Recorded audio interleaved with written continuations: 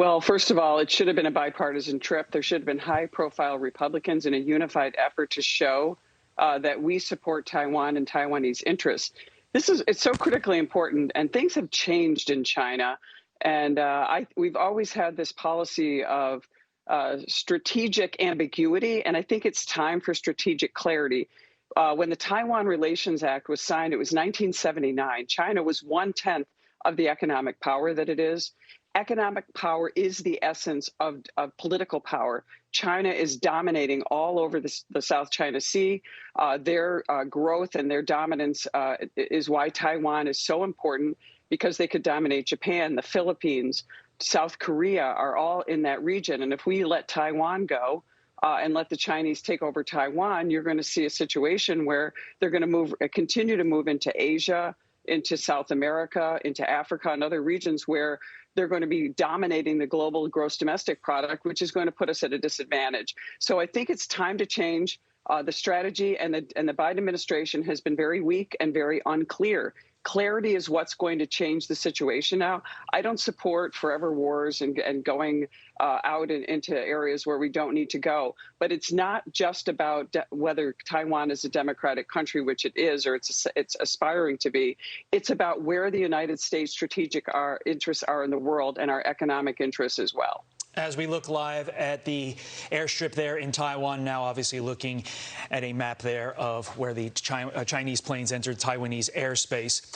You mentioned Joe Biden's administration, and you mentioned a lack of clarity. Congresswoman, as you know, Nancy Pelosi, Joe Biden are in the same party, yet they were diversely opposed on this issue. The White House really making an absolute mess of it. Many are speculating that is because Joe Biden is compromised, his family compromised when it comes to China. Do you agree?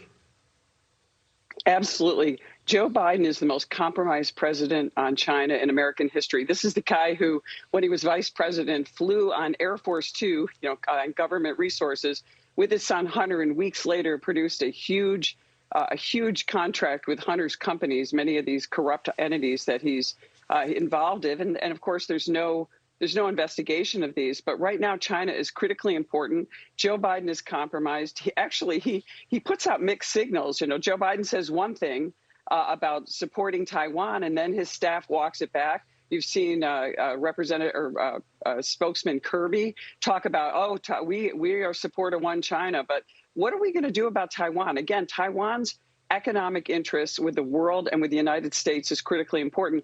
I think it's time, as I said, it's time for strategic clarity. We need to support Taiwan. We have to support Taiwan under the Taiwan Relations Act. But this is a tough issue when we have a feckless, weak president like President Biden, who is not standing up to America's enemies like China and adversaries around the world, where they're dominating and using their economic power to infiltrate these economies, which is putting the American economy in jeopardy.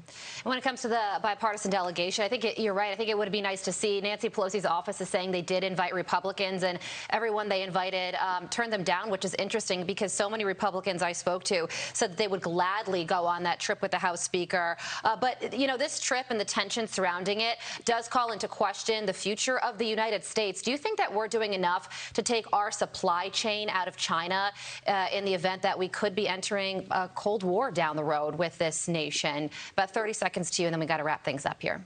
Yeah, of course not, because first of all, we have got to start bringing our supply chain back. I have numerous bills I've co-sponsored with Marco Rubio, Senator Josh Hawley, to bring our supply chain back. And also, as the Democrats move us too fast into this green energy dependence, we do not have the ability to produce the batteries, the lithium batteries, and the things we need to run our economy and run our society the way it is now with the modern technology.